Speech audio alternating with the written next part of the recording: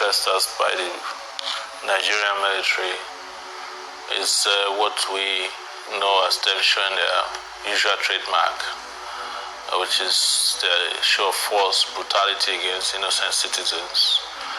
And it cemented Nigeria's reputation as a horrific, horrendous republic that have no respect for the dignity of its citizens. I don't know how better to describe it, except if one day the full story is told and the perpetrators are brought to book, we will be able to look them in the eye and say to them, you are the worst and the most dishonorable beast in your own country in uniform.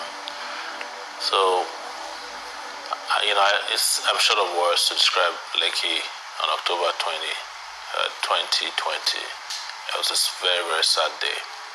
I think Sahara Brothers has always done a variety of background digging and gathering of information in different formats that are used interactively to tell stories in ways that they can't be refuted.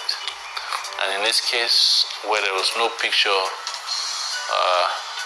we had some video of soldiers coming out of the barracks provided by citizen reporters who witnessed them around 6:20 p.m. And then beyond that, there were people who were providing eyewitness accounts both on the scene of the attack at the Lekki toll gate and those who were at hospitals, both within the army barracks at Bonny Camp and several hospitals in the vicinity where a lot of the injured persons were sent. And everything that Sahara reporters reported at that time had been corroborated by the panel of inquiry set up by Lagos State government to investigate and reveal the perpetrators of the Lekki crime. Of course, there's still a lot of cover-ups, but I think Sahara, in my view, did a fantastic job of not only reporting on this matter, but doing so in a timely, instantaneous manner, such that were it not to be the case, the government probably would have done more harm than we know today. Well, the judicial panel is a distraction. It was brought in so as to calm nerves, to give an impression that something will be done, but they've already reached, or what I would say, maxed out on the bandwidth of deception by revealing, I think yesterday or the day before yesterday, that the military is no longer interested in attending the panel, and the panel cannot summon the military to testify further about the atrocities. That tells you that the panel was a joke, ab initio. I think there are just multiple ways that this must be done. Until the perpetrators are brought to book, there can never be closure. So that must happen, and that's for me the priority. And then compensation, of course, and actually looking for so many of the persons that were killed, identifying their families, helping them to go through this very grievous crime against them, because a lot of them are so scared they wouldn't even come out and admit that their relatives or their wards or kids died by the bullets of the military at Lekki toll gate. So it's a lot of work, both psychological, physical, compensatory approach to this must happen. But like I've said, there must be something that draws a line on the sand between the Nigerian populace, victims of Lekki in particular, and the military, because they have done this so many times. They did it in Zakibi and did it in Odi. Even after Lekki, they still had the audacity to go to Igbo to massacre people. So these guys have not stopped, and they must be stopped. And we must say enough is enough. And I think Lekki is our best opportunity to make a bold statement about ending military brutality by bringing perpetrators to book.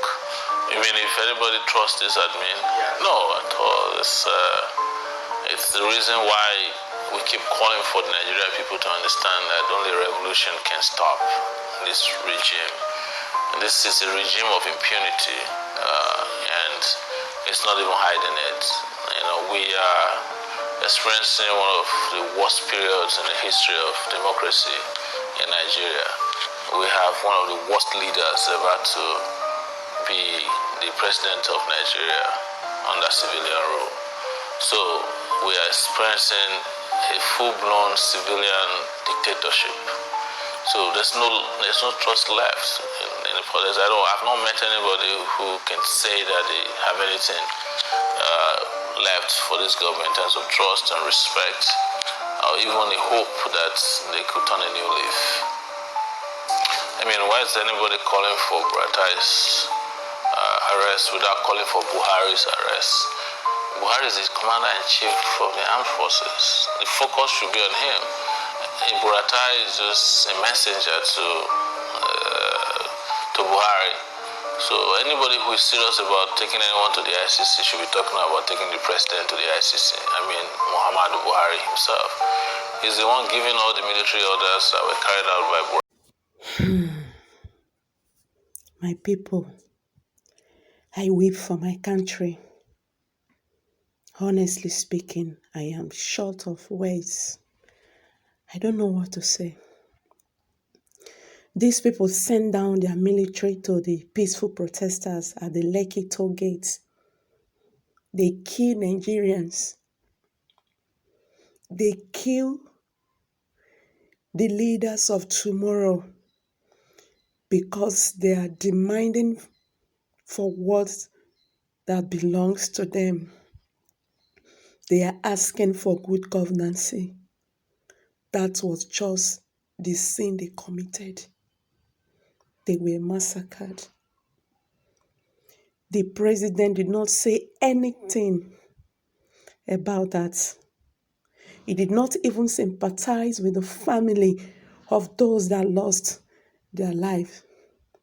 So many persons, they are afraid to come out to say, my son or my daughter lost his or her life in that process. When I look down the comment section, I weep for my country. This hatred that is among us. What is that? Some persons are saying Omoyele fought the former president. And what about that? Are we going to say that the former administration, they are 100% perfect? Are we going to say that during his administration, there is nothing like corruption? If we want to move forward, we have to forget about yesterday and face tomorrow. This is really, really very bad.